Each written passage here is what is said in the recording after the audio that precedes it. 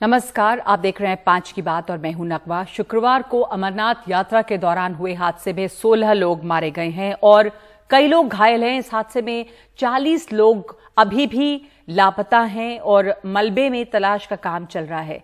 जिस वक्त ये हादसा हुआ वहां हमारे सहयोगी शरद शर्मा भी मौजूद थे और वो हादसे का एक एक्सक्लूसिव वीडियो लेकर आए हैं जिसमें ये दिख रहा है कि ये सैलाब जो था उसमें कितनी ताकत थी, कितनी तेजी थी।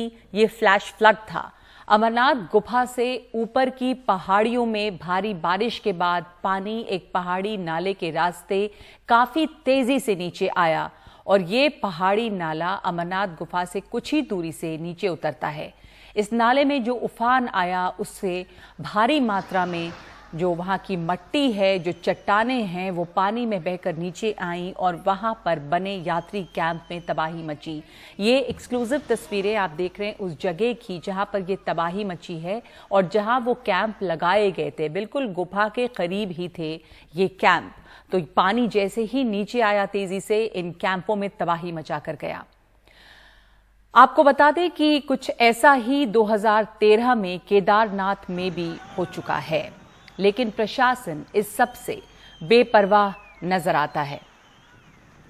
अमरनाथ हादसा पर जो हादसा हुआ है उसकी वजह से जो मैनेजमेंट है, वहां पे प्रबंधन है, उस पर कई बड़े सवाल खड़े होते हैं। बाढ़ की संभावना वाले जो डूब क्षेत्र है उसमें टेंट क्यों लगवाए गए, ये एक बड़ा सवाल है।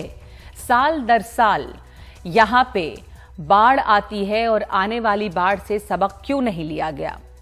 बड़ा सवाल है कि हादसे की जगह पिछले साल भारी बाढ़ आई थी, फिर भी वहीं पर टेंट क्यों लगे।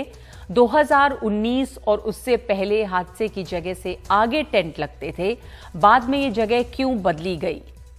क्या रोका जा सकता था अमरनाथ में कुदरत का तांडव, ये एक बड़ा सवाल इस वक्त बना हुआ है। और सबसे पहले चलते हैं मेरी सहयोगी नीता शर्मा के पास, इस पर ताजा जानकारी अमरनाथ यात्रा को लेकर। नीता, आपके पास क्या है? यात्रा जो है उसको दोबारा शुरू कर दिया गया है, लेकिन बड़ी तादाद में लोग लापता हैं, मलबे में उनकी तलाश चल रही है। रेस्क्यू ऑपरेशन कैसा चल रहा है, किस तरह की जानकारियां आई हैं? नीता, आप ये तस्वीरें देख रहे हैं, एक्सक्लूसिव तस्वीरें। नीता से हम बात करेंगे। इस वक्त नीता के साथ हमारा संपर्क नहीं हो पाया है। आप तस्वीरें देख रहे हैं उस कैंप की जो इस पानी में तबाह हुआ है और ये बिल्कुल जो गुफा है उसके बहुत करीब बना हुआ था, इसलिए जैसे ही बादल फटा और पानी नीचे आया, जिसके साथ बहुत बड़ी तादाद में मट्टी और उसके बाद जो वहां पे रास्ते के पेड़ वो सब नीचे आए, तो वहां पर इस तरह की तबाही मची। हमारे साथ नीता फोन लाइन पे जुड़ रही हैं। नीता, जो वहां पे अभी बहुत बड़ी तादाद में लोग लापता भी हैं, हालांकि यात्रा शुरू हो गई है, तो क्या जानकारियां मिली हैं इस जो रेस्क्यू ऑपरेशन चल रहा है या जो लोगों को खोजने का काम चल रहा है? नज़मा, जहाँ तक एडमिनिस्ट्रेशन का सवाल है वो अभी भी इस बात का जो है बात कह रहे हैं कि 15 लोग जो थे उनकी मृत्यु हुई है। जो जहाँ तक 40 लोगों के गायब होने की जो बात थी, उनमें से एक एडमिनिस्ट्रेशन द्वारा एक चिट्ठी जो है वो शेयर की गई है। उसमें ये बताया गया है कि 35 लोग, जिनको बार बार बोला जा रहा था कि 37 लोग गायब हुए हैं, जिनके बारे में जानकारी नहीं मिल रही है, उनमें से 35 जो थे वो आंध्र प्रदेश के थे। जो आंध्र प्रदेश के एडिशनल रेजिडेंट कमिश्नर हैं हिमांशु कौशिक, उन्होंने ये चिट्ठी लिखी है।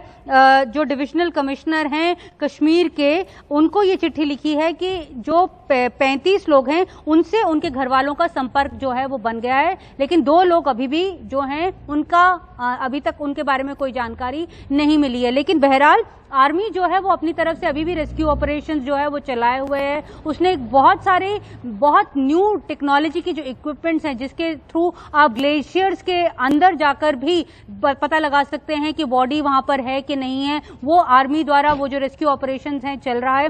सबसे बड़ी बात यहाँ पर नगमा यह है कि रेडियो फ्रीक्वेंसी आइडेंटिटी टैग जो इस बार अमरनाथ यात्रा में सभी यात्रियों को दिए गए थे सुरक्षा के मद्देनजर, तो ये माना जा रहा था कि उनकी जो मूवमेंट है उनको मैप किया जा सकेगा। लेकिन इस हादसे ने बता दिया कि RFIDs जो हैं, अगर इस तरह का कोई एक बड़ा हादसा होता है तो RFID के जरिए आप किसी की मूवमेंट को मैप नहीं कर सकते हैं। इसकी 2-3 वजह बताते हैं। जो वहां पे जो ऑफिसर्स हैं ऑन ग्राउंड, उनका ये कहना है कि जो RFID के रीडर्स हैं, जो एक डेटा जो ट्रांसमिट करते हैं, जो रीडर्स लगाए गए थे वो बहुत कम जगहों पे लगाए गए थे, जिसके कारण जो RFID है वो जो लिंक्स ट्रांसमिट कर रहा है वो रीड नहीं कर पा रहा। दूसरी बड़ी बात वो कह रहे थे कि अगर जिस तरह से ये बादल फटा था और पानी नीचे आया था, अगर कोई डूब गया तब RFID जो है वो अपना डेटा जो है वो ट्रांसमिट नहीं कर सकता। SASB यानी श्राइन बोर्ड की तरफ से इस तरह के RFIDs, ये तो मेरा आइडेंटिटी टैग है, लेकिन आइडेंटिटी टैग द्वारा ऐसे कार्ड जैसे जो RFIDs हैं श्राइन बोर्ड द्वारा सभी यात्रियों को दिए गए थे, जो उन्हें बोला गया था कि आप गले पर पहन कर रखिए। अगर किसी शख्स ने या किसी महिला ने उस RFID को अपने पर्स में लगा लिया हो, रख दिया हो, या फिर अपनी जेब में रख दिया हो, तब भी RFID की लोकेशन जो है वो नहीं लोकेट कर पा रहे थे रीडर्स। ये वहां के लोगों का कहना है। तो काफी दिक्कतें RFID को लेकर भी आ रही थी। बेशक से जो वहां पे जो रास्ता है, आज जो यात्रा शुरू हुई है, 7,000 लोग जो हैं पहलगाम से ऊपर चढ़ना शुरू हुए हैं। बालटाल का रास्ता अभी भी जो है वहां पर काफी दिक्कतें आ रही हैं, उसे इवन करने की कोशिश की जा रही है। लेकिन गुफा तक जाने के लिए रास्ता एक है, चाहे आप पहलगाम से आए चाहे आप बालटाल से आए, पंचतरनी से आगे आपको एक ही रास्ते जाना है। वहां पर भी काफी जो है नुकसान हुआ था। आर्मी की टुकड़ियों ने जो है रातों रात सैंड बैग्स के वहां पर जो है वो सीढ़ियां जो है बनाई गई हैं, ताकि जो यात्री हैं वो ऊपर तक जा सकें। जिसका आप जिक्र कर रही थी कि पिछले साल भी जो है इसी तरह का एक बादल फटा था और पानी नीचे आया था। पिछले साल क्योंकि यात्रा नहीं हो रही थी इसलिए नुकसान जो है वो कम हुआ था। अब ये सवाल उठाया जा रहा है कि उसी रिवर बेड पर या उसी नाले के रास्ते में फिर से क्यों टेंट लगाने की इजाजत दी गई। यही नहीं, जो पूर्व जम्मू कश्मीर के मुख्यमंत्री हैं फारूक अब्दुल्ला साहब, उनका ये कहना है कि इस मामले में जांच भी होनी चाहिए कि किस द्वारा लंगर्स को वहां पे लगाने की जो है इजाजत दी गई। पहले ये जो लंगर्स लगाए जाते थे वो पंचतरनी यानी जो गुफा से 5-6 किलोमीटर दूर थे वहां लगाए जाते थे, लेकिन अब lower half of the cave में ही लगाए गए। तो ये मंजूरी किसने दी है, ये फारूक अब्दुल्ला साहब कह रहे हैं कि इसकी भी अब जांच होनी चाहिए। तो कई सवाल जो हैं, जो एडमिनिस्ट्रेशन है, जिस तरह से ये यात्रा को लेकर जो प्रबंध किए गए उसको लेकर अब जो वहां के लोग हैं वो भी सवाल उठा रहे हैं। और जो ये हादसा है उसने ये साफ कर दिया कि टेक्नोलॉजी के जरिए भी कई दिक्कतें जो हैं वो सुरक्षा बलों को आ रही हैं। जी, धन्यवाद आपका नीता। टेक्नोलॉजी एक बात हुई, दूसरी बड़ा सवाल ये कि ये कुदरत की आफत तो है, लेकिन इससे जो इंसानी छेड़छाड़ है या आप उसको नजरअंदाज करते हैं, उसका किस तरह का खामियाजा भुगतना पड़ता है। पंचतरनी तक पहले टेंट लगाए जाते थे या जो लंगर हैं वो लगाए जाते थे, लेकिन वो गुफा के इतने करीब पहुंचे हैं और बिल्कुल नाले के रास्ते में अगर आप लगाएंगे तो उस पर क्या उम्मीद की जा सकती है कि अगर फ्लैश फ्लड हो, अगर बादल फटे, तो क्या ये देखकर कुदरती आफत आती है जब आप रास्ते में रोड़ा लगाएंगे तो यहां पर इस तरह का खतरा बहुत ज्यादा बढ़ जाता है। हमारे साथ इस वक्त मौजूद हैं विमलेंदु झा जो कि पर्यावरणविद है, इसके अलावा रणबीर सिंह पठानिया है बीजेपी प्रवक्ता और इफ्रा जान है प्रवक्ता नेशनल कॉन्फ्रेंस। पर हम इसके ऊपर राजनीतिक प्रतिक्रियाएं और सवाल जो उठ रहे हैं उस पर जाएं, उसके पहले विमलेंदु मैं आपसे जानना चाहती हूं, इस समय जो हुआ है वो कुदरत की आपदा है, पर इस आपदा को टाला जा सकता था। पंचतरनी तक पहले लंगर लगते थे, अब गुफा के ये इतने करीब लग रहे हैं। साल दर साल इस जगह पे बाढ़ आती है। ये जब तस्वीरें आप देखते हैं क्या लगता है किस तरह से हम प्रकृति से छेड़छाड़ कर रहे हैं? नगमा, सबसे पहले तो हमें ये समझना बहुत आवश्यक है कि ये प्राकृतिक आपदा कह के हम बहुत बार अपनी जो रिस्पॉन्सिबिलिटी है वो हटा लेते हैं। ये मैन मेड डिजास्टर है 2 लेवल पे। एक तो हम जब कहते हैं कि ये क्लाउड बर्स्ट क्यों हो रहे हैं इतने ज्यादा, उसका लिंकेज क्या है क्लाइमेट रिपोर्ट से, क्लाइमेट चेंज से। तो अगर आप 6th असेसमेंट रिपोर्ट देखें या बहुत सारे स्टडीज देखें तो जिस फ्रीक्वेंसी से इस तरह के इवेंट्स बार बार हमारे देश में, हमारे रीजन में या हमारे विश्व में हो रहे हैं, वो उसका पूरा का पूरा कारण जो है वो मैन मेड इम्पैक्ट और कहेंगे हम, या क्लाइमेट चेंज जो है जिसके कारण हिमालयन रीजन में इस तरह के क्लाउड बर्स्ट हो रहे हैं। तो पूर्ण रूप से इसको एक प्राकृतिक आपदा का नाम देना कहीं ना कहीं एक डिससर्विस होगा क्लाइमेट चेंज डिबेट को लेके या पर्यावरण के ऊपर जो चर्चा हम करते हैं। लगभग हम बोल रहे हैं 26 क्लाउड बर्स्ट जो है पिछले 6 महीने हुए हैं और उनकी फ्रीक्वेंसीज पिछले 3-4 सालों में हमने देखा है कि कितनी ज्यादा बढ़ गई है और कितनी हद तक बढ़ गई है। एक चीज। दूसरी चीज यह है कि अगर हम इसको एक डिजास्टर भी माने, एक आपदा भी माने, प्राकृतिक या फिर मैनमेड, लेकिन उसका जो इम्पैक्ट जो है वो बार बार बढ़ता जा रहा है। वो क्यों होता है? इसलिए क्योंकि हमने हिमालयन रीजन या फिर इकोलॉजी की जो अपनी सेंसिटिविटी होती है उसको हम दरकिनार करके सिर्फ उसको एक रियल एस्टेट की तरह देखते हैं। हम उसको एक पंडाल की तरह उस पूरे के पूरे भूखंड को समझने की कोशिश कर रहे हैं, ना कि ये देखने की कोशिश कर रहे हैं कि असल में नदी का किनारा है, वहां नदी बहती है, वहां की अपनी एक इकोलॉजिकल वल्नरेबिलिटी है, और उस पे हमें जहां पर टेंट लगाए गए थे वहां पे टेंट लगने थे क्या? क्योंकि पहले पंचतरनी तक ही लंगर लगते थे।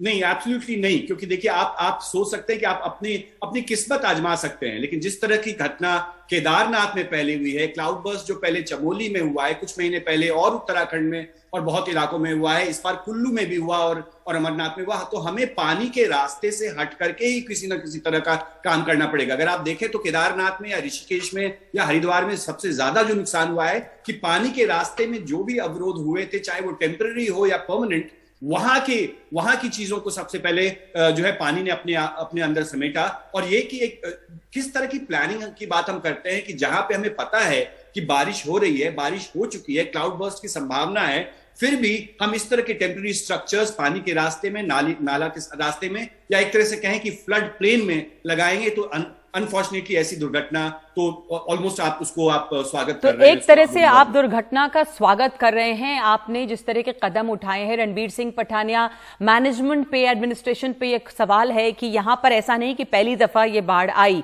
इस तरह के फ्लैश फ्लड्स आए हैं, बादल फटने की घटनाएं हुई हैं, लंगर जो हैं वो और ऊपर पहुंच गए हैं। पहले 5-6 किलोमीटर दूर रुकते थे गुफा के, अब आप देखिए कि यात्रियों की सुविधा को बढ़ाना, लेकिन किस हद तक सुविधा बढ़ाएंगे? प्रकृति से छेड़छाड़ के कीमत पे तो उसे नहीं बढ़ाया जा सकता है। इसे टाला जा सकता था, जो इतना बड़ा हादसा हुआ जिसमें इतने लोगों की जान गई। नगमा, सबके ध्यान में रहे जो भी लोग आपका ये शो सुन रहे हैं कि जम्मू कश्मीर और विशेषकर कश्मीर की वादियों में ये लिप्त, ये जिसे कहते हैं ऐतिहासिक, ये एक अपने आप में जिसे कहते हैं अलौकिक ये एक स्थान है, जो ना सिर्फ जम्मू कश्मीर प्रदेश, ना सिर्फ देश, बल्कि पूरी दुनिया भर के हिंदुओं का आस्था का एक केंद्र है। और इसके साथ साथ जम्मू कश्मीर का जो टूरिज्म है, जो हमारा जो इंडस्ट्री है, ये हमारा व्यापार है, इसका एक बैकबोन है। हर साल हजारों लाखों की तादाद में श्रद्धालु आते हैं और यहाँ के टूरिज्म में ना बाबरनाथ के बहाने जिसे कहते हैं कश्मीर की वादियों में भी घूमते हैं और हमारा टूरिज्म उससे बूस्ट होता है। तीसरा, पिछले कुछ वर्षों से ये इसी के लिए मेरे ध्यान में पठानिया जी, इसी के लिए एक शब्द है सस्टेनेबल डेवलपमेंट। आप किस कीमत पे करेंगे? वहां पे टूरिस्ट को लाएंगे या श्रद्धालुओं को लाएंगे? आप बिल्कुल ठीक कह रहे हैं। हमारा कोई भी कदम और जिसे कहते हैं सरकार की जो कमिटमेंट, मोदी सरकार ने क्योटो प्रोटोकॉल में और खासकर अभी इंटरनेशनल अपने जिसे कहते हैं इवेंट्स में अपनी एमिशंस को रिड्यूस करने का एक बड़ा बोल्ड जिसे कहते हैं असर्शन किया है, और इसमें कोई छुपाने वाली बात नहीं। मैंने भाई साहब से, हमारे जो टेक्निकल एक्सपर्ट हैं, इनसे बिल्कुल I am on full line with him, ये भी कहना है कि एक्ट ऑफ गॉड तो है ही है, लेकिन उसके साथ साथ कहीं ना कहीं ग्लोबल वार्मिंग और जिसे कहते हैं ह्यूमन एरर्स का ये गलती जो हमें देखने को मिल रही है, इसमें हम सभी को कंसल्टेड एफर्ट्स आने चाहिए। इस हादसे को रोका जा सकता था पठानिया जी? क्या ये मैनमेड डिजास्टर है या कुदरती आपदा आप कहेंगे? क्योंकि अगर टेंट पानी के रास्ते में नहीं लगाते तो इतनी बड़ी दुर्घटना नहीं होती। ठीक, अगर ऐसी बात हो, देखिए नगमा जी, जैसा आप कह रहे हैं, मैं आपसे कोई विषय नहीं ज्वाइन करूंगा, I will not join an issue with you. अगर ऐसी बात है, उसमें कोई प्रोफेशनल चूक कहीं हुई है, अगर किसी ने लेक्सिटी या जिसे कहते हैं सेट जो स्टैंडर्ड्स हैं या जो क्लाइमेट का जिसे कहते हैं कंट्रोल के हमारे पास जो मेजर्स हैं उसको डिसफॉलो अगर किसी ने किया, तो he should face the music for it. But मेरा जो जिसे कहते हैं वॉच गॉड इज कि यशवंत सिन्हा जी राष्ट्रपति के लिए पूरे देश भर में वोट मांग रहे हैं। फारूक अब्दुल्ला जी का एक वोट लेने वो कश्मीर आते हैं और फिर इस पर जिसे कहते हैं राजनीति छेड़ने की और पूरे हिंदुओं की आस्था के साथ जिसे कहते हैं मजाक करने की बात करते हैं। ये समय आस्था से मजाक की बात नहीं है, आप उसको छोड़िए, अपने फैसले की बात करना चाहिए। यशवंत सिन्हा और फारूक अब्दुल्ला तो अलग हैं। मेरे देखें, आपने लोगों की जान गई है, मैं तो बस आपसे उस पर सवाल कर रही हूँ। आपकी कॉरेस्पॉन्डेंट में भी बात कर रही थी, इसका स्थान, इसका जिसे कहते हैं समय और इसका सलीका ठीक नहीं था, जिसका हमें पूरा जिसे कहते हैं फुलेस्ट हमें उसका विरोध भी है, ऑब्जेक्शन भी है हमें उसमें। अगर जैसे आपने कहा, अगर ऐसी बात है किसी ने जान के अगर उसके रिवर बेड को अगर इस्तेमाल करने की कोशिश की है, तो उसमें कोई इस्तेमाल करने की कोशिश नहीं की है। यहाँ पे टेंट लगे हैं जो रिवर बेड है, जहाँ पे हर बार फ्लैश फ्लड्स आते हैं। बात ये है रणबीर सिंह जी, एक मिनट नगमा जी, देखिए इसमें कोई संशय नहीं, लोगों की जान गई है रणवीर सिंह जी, इसमें कोई तू मैं की बात नहीं है। मैं ये पूछ रही हूँ कि एनवायरमेंट के नजरिए से ये फैसला गलत होता है अगर हम पहाड़ी नाले के रास्ते में टेंट लगा दें। बाकी अब बात हम उसे प्ले डाउन नहीं कर रहे, हम उसे प्ले डाउन बिल्कुल नहीं कर रहे। हम आपके ध्यान में रहे इसमें, हम वी आर नॉट कभी ना भी उसको ट्रिबलाइज कर रहे हैं। हम वहां पे हम बिल्कुल उनके साथ हैं और उस हमें दुख है, हमें खेद है। आप देखें एकदम मेरे कहने का मतलब ये है कि इससे क्या सबक नहीं लेना चाहिए। अमित शाह जी का एक मिनट में इफ्रा को भी शामिल कर लूं इसमें, प्रवक्ता है नेशनल कॉन्फ्रेंस की। इसको क्या यहां पर टाला जा सकता था आपको लगता है इफ्रा? ये मैनमेड डिजास्टर है, प्राकृतिक आपदा है, लेकिन अगर आप आपदा के रास्ते में खड़े होंगे तो फिर आपदा क्यों आपको बख्शेगी? श्रद्धालु जाते हैं, बहुत बड़ी तादाद में इस बार आए हैं क्योंकि 2 साल से जा नहीं रहे थे, पर इसका मतलब ये नहीं है कि इन रास्तों में टेंट लगाएं।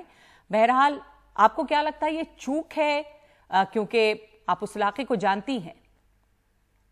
देखिए, पहली बार तो हम कहेंगे कि इस बार first time BJP entirely on their own Amarnath का एडमिनिस्ट्रेशन संभाल रही है। हाँ, इफ्रा आप हमें सुन सकती हैं?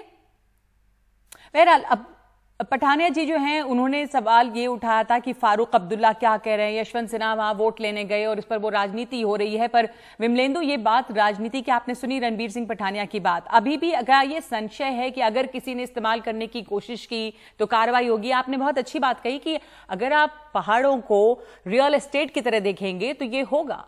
रियल एस्टेट की कितने हिंदुओं की श्रद्धा वहां से जुड़ी है, पर इसलिए श्रद्धालु पहले जाते थे तो जो जा सकते थे वो जाते थे, इसलिए नंबर्स भी कम होते थे। अगर वहां पर इस तरह का डेवलपमेंट होगा तो इतने ज्यादा लोग पहुंचेंगे।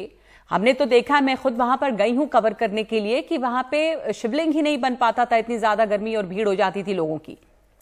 जी नगमा, एक समझ बहुत आवश्यक है, पठानिया जी को यह समझना बहुत आवश्यक है कि अगर हिंदू और धर्म के प्रति अगर आपको आस्था दिखाना है तो सारे के सारे जो तीर्थ यात्री हैं उनकी सुरक्षा के बारे में भी सोच रखना, विचार रखना, उसको भी हम धर्म और उसको भी हम आस्था मानेंगे। आस्था सिर्फ कागज पे नहीं होता, आस्था नियम के अनुसार होता है। अगर आपके लॉ एंड ऑर्डर और आपके गवर्नेंस में अगर कोई लैग था, उसके चक्कर में आप आस्था के पीछे ना छुपें।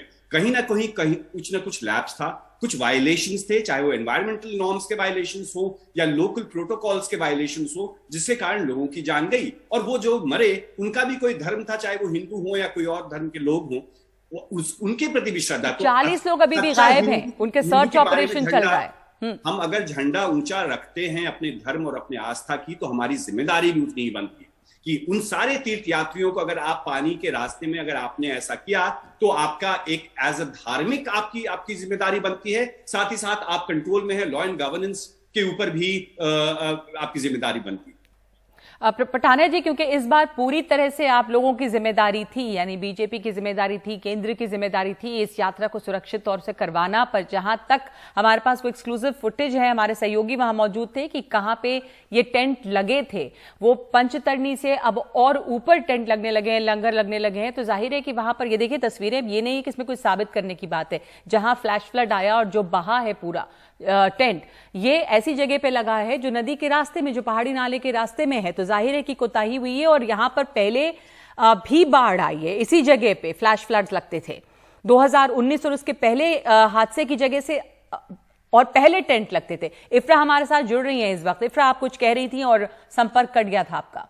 देखिए, अगर आप अमरनाथ का इस बार का एडमिनिस्ट्रेशन देखेंगे, इस बार का एडमिनिस्ट्रेशन बहुत एक इस तरह का एडमिनिस्ट्रेशन है जहां बिल्कुल भी किसी भी सेंसिबिलिटी को ख्याल नहीं रखा गया है, चाहे वो एनवायरमेंटल सेंसिबिलिटी हो या जैसा बीजेपी के स्पोक्स पर्सन अभी बोल रहे थे कि इससे टूरिज्म बढ़ता है। एक्चुअली अगर आप नेशनल हाईवे को देखेंगे, इस बार इन्होंने नेशनल हाईवे पे 2 से 4 घंटे के रोक लगा दी है कि लोग नहीं आ पाते, अस्पतालों में लोग नहीं जा पाते, स्टूडेंट्स ट्रैवल नहीं कर पाते, क्योंकि ऑलमोस्ट नेशनल हाईवे जो है वहां से ब्लॉक कर दिया गया है सबके लिए। जो दुकानें केपी रोड पे हैं, पूरे इलाके पे जहां से अमरनाथ यात्रा जाती है, उनके लिए रिस्ट्रिक्टेड टाइमिंग्स है, दुकानों को काफी टाइम तक बंद कर दिया जाता है। तो ये इनका कहना कि इससे जो है कश्मीर में पैसा आता है, एक्चुअली इससे उल्टा हो रहा है। जो इकोनॉमिक रिस्ट्रिक्शंस लगाई गई हैं उससे कश्मीरी एक आम इंसान, चाहे स्टूडेंट हो, पेशेंट हो, वो सफर कर रहा है। दूसरी बात, जहां तक इस पर्टिकुलर हादसे की बात आती है, अगर आप देखेंगे ना सिर्फ ये एक बाढ़, एक फ्लड प्रोन एरिया है, ये एक लैंडस्लाइड प्रोन एरिया है और ये एक मडस्लाइड प्रोन एरिया है। जैसे हम क्लाइमेट चेंज में अभी जो बात कर रहे थे, हम क्लाइमेट चेंज में ग्लेशियर्स जो है वो काफी तेजी से मेल्ट हो रहे हैं, और जब एक ग्लेशियर बहुत तेजी से मेल्ट होता है, वो अपने साथ सिर्फ पानी नहीं लाता है, वो अपने साथ बहुत सारा मिट्टी, पत्थर और अलग अलग चीजें लाता है, जिनके अंदर, और अगर आप देखेंगे इन टेंट्स को बिल्कुल उस ग्लेशियर के रास्ते में लगाया गया था। यानी आप अगर इन दृश्यों को देखेंगे जो आप अपने टीवी पे दिखा रहे हैं, ये बिल्कुल आप देखिए चट्टान जैसा माउंटेन है और नीचे टेंट है। अगर ऊपर से एक छोटा भी पत्थर गिरेगा या कुछ भी ऊपर से गिरेगा लैंडस्लाइड प्रोन एरिया में, वो तो नीचे किसी ना किसी टेंट पे ही गिरेगा। सो एक एडमिनिस्ट्रेटिव फेलियर है, क्योंकि इतनी भी इमेजिनेशन नहीं है कि आपने बिल्कुल एक या ये कह सकते हैं कि इस बात का बिल्कुल ध्यान नहीं रखा गया, जो जानकार हैं इलाके के, उनसे ये सलाह मशवरा के बाद ये टेंट्स लगाने चाहिए कि कहां पे लग सकते हैं, कहां पे खतरा है। और यही बड़ा सवाल है कि इस हादसे को टाला जा सकता था या नहीं, ये देखने वाली बात है। ये हादसा टल सकता था अगर यहाँ पर नहीं होते टेंट्स तो। धन्यवाद आप तीनों का हमारे साथ शामिल होने के लिए। ये एक बहुत ही दुखद घटना है कि अमरनाथ यात्रा के लिए जो यात्री गए थे, उनमें से इतने सारे लोगों की जान गई है, 40 लोग अभी भी लापता हैं। और सवाल यही उठ रहा है कि क्या ये प्राकृतिक आपदा है, सिर्फ इसके लिए प्रकृति जिम्मेदार है या इंसान जिम्मेदार है, जिन्होंने गैर जिम्मेदारी वाला काम किया है।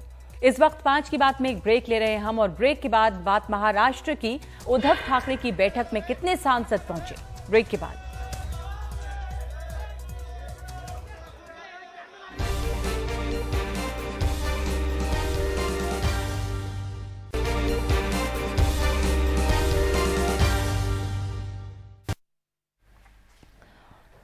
और उद्धव ठाकरे के घर मातोश्री पर शिवसेना सांसदों की एक अहम बैठक हुई है। 12 लोकसभा 2 राज्यसभा सांसद ही इसमें पहुंचे। विधायकों के बाद अब सांसदों के टूटने का भी खतरा है क्या, ये सवाल इसके बाद उठने लगे हैं। राष्ट्रपति चुनाव को लेकर शिवसेना सांसदों के रुख पर नजर रखी जा रही है। तो ये जो बैठक यहां पर हुई है, उस पर और जानकारी के लिए मेरे साथ सबसे पहले मौजूद हैं हमारे सहयोगी सुनील सिंह। इसमें जो लोग नहीं आए हैं सुनील, उसको लेकर उसके बाद ये हो रहा है कि क्या अब यहां पर भी फूट पड़ने का खतरा है, क्योंकि पहले ही राष्ट्रपति चुनाव को लेकर उद्धव ठाकरे की शिवसेना का क्या रुख होगा, इसमें कुछ मतभेद भी हैं। जैसे खुली चिट्ठी भी सामने आई कि द्रौपदी मुर्मू को सपोर्ट करने के लिए भी कहा जा रहा है। आज कम ही लोग पहुंचे हैं जितनी कुल संख्या है उसके मुताबिक। नगमा जी देखिए, इसमें थोड़ा सा मैं अपडेट कर दूं।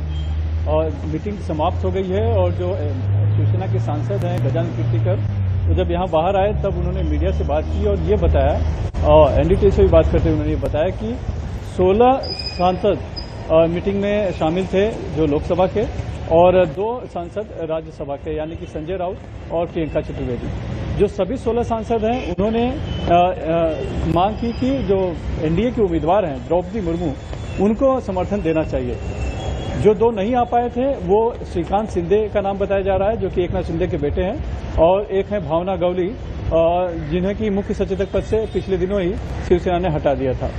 तो 16 सांसदों की यहाँ उपस्थित रहने की बात की जा रही है। हालांकि हमारी जानकारी में 2 और सांसद नहीं आए थे, एक संजय गायकवाड़ और एक और नाम है, लेकिन वो उन्होंने फोन पर शायद संपर्क किया था, अपनी कोई वजह होगी जो उन्होंने बताई होगी न आने की। लेकिन बड़ी बात यह है कि जो 16 सांसद जो उपस्थित रहे लोकसभा के, उन्होंने एनडीए की उम्मीदवार द्रौपदी मुर्मू को समर्थन देने की बात कही, और ये तर्क दिया है कि वो एक आदिवासी समाज से आती हैं, तो उनका समर्थन किया जाना चाहिए। और जैसा कि हमने इसके पहले शिवसेना ने एनडीए में रहते हुए यूपीए के उम्मीदवार प्रतिभाताई पाटिल और प्रणब मुखर्जी का समर्थन किया था, उसी तरह।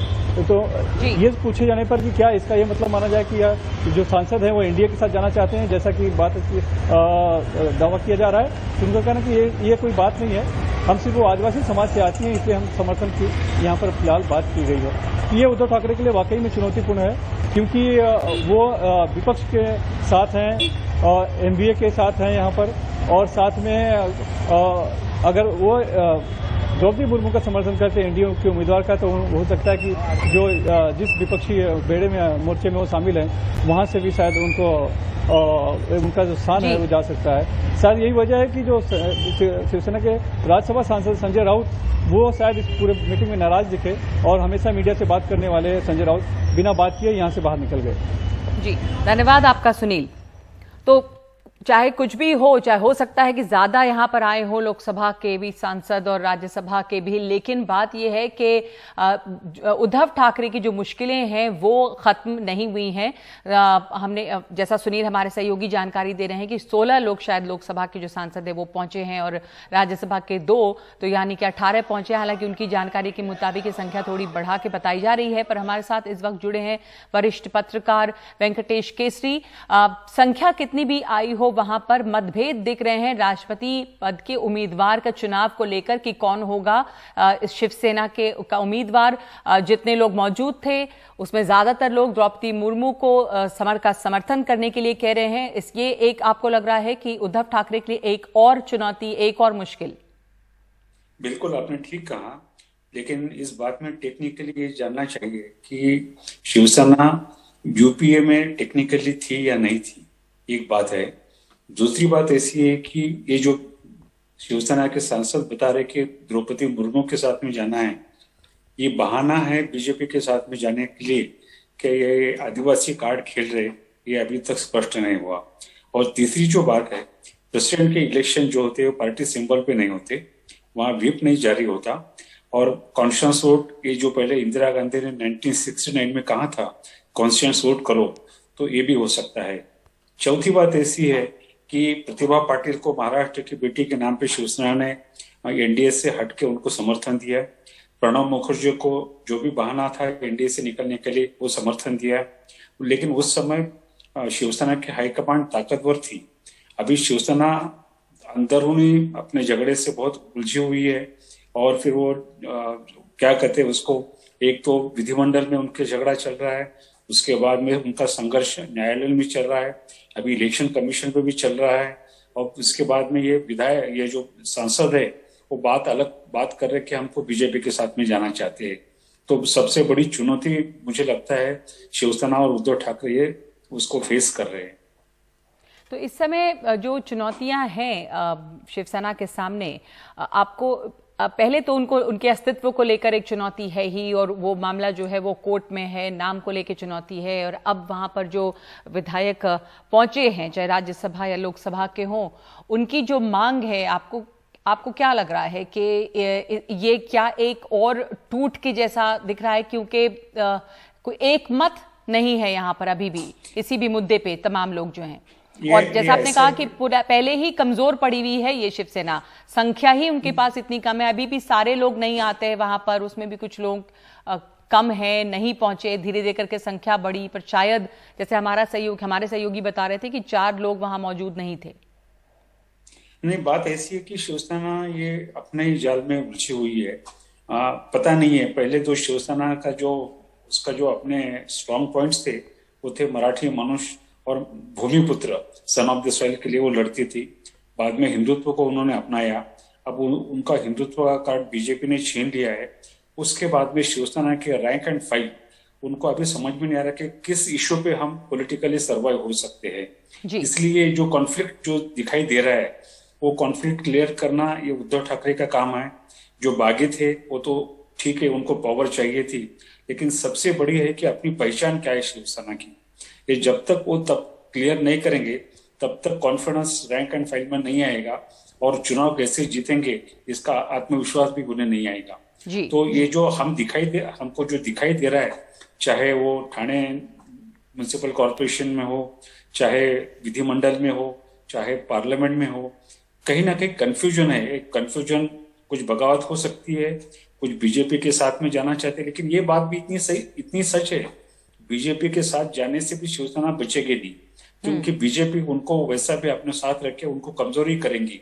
अब उनको संघर्ष करना है या बीजेपी के साथ में कमजोर होकर पड़ना है, ये सब बातें बहुत, यानी उसका जी यस और नो में आप उसको जवाब दे नहीं सकते। बिल्कुल बिल्कुल, यही उनके सामने चुनौती है कि क्या उन्हें अपना संघर्ष खुद लड़ना है, संघर्ष करना है, या बीजेपी के साथ जाना है। पर हर हालत में वो कमजोर पड़े हैं। धन्यवाद आपका वेंकटेश केसरी जी हमसे बात करने के लिए। 5 की बात में इस वक्त एक ब्रेक लेंगे हम। ब्रेक के बाद पंजाब के आम आदमी पार्टी की राघव चड्ढा को मिली है एक बड़ी जिम्मेदारी।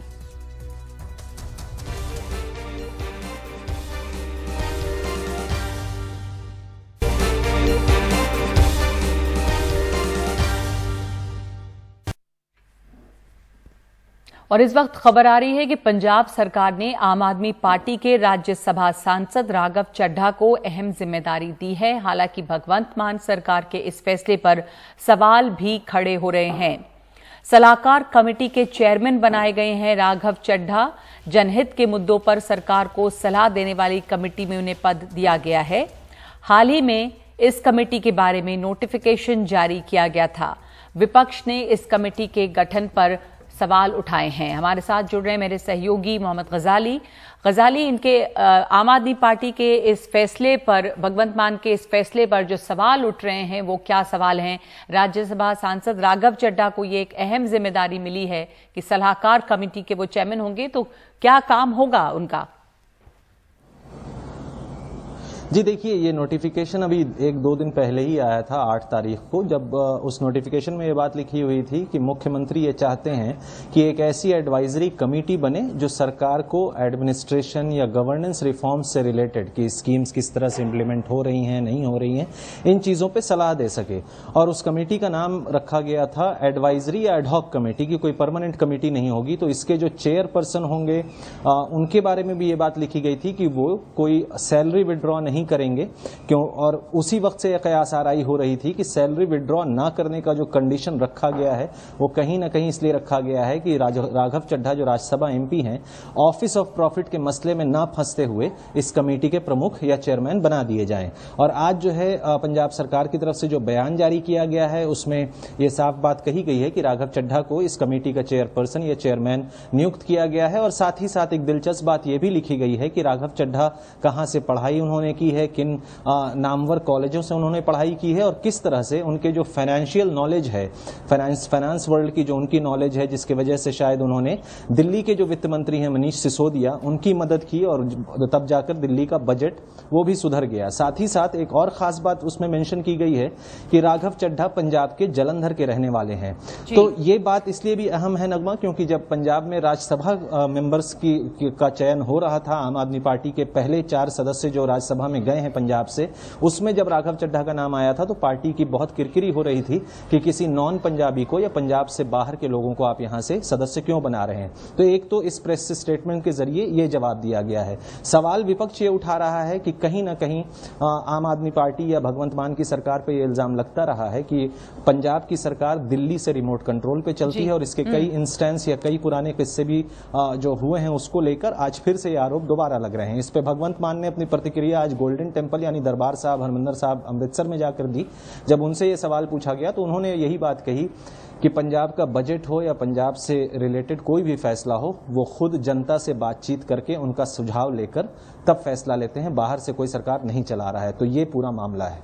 जी, शुक्रिया आपका गजाली।